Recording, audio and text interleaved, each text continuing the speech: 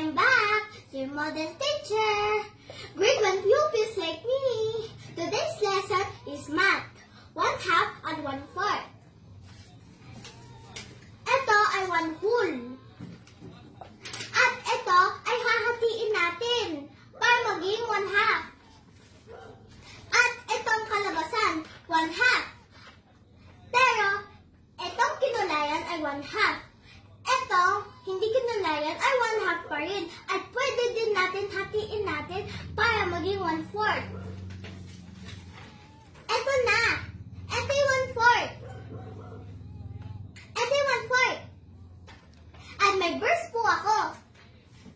John 3:16.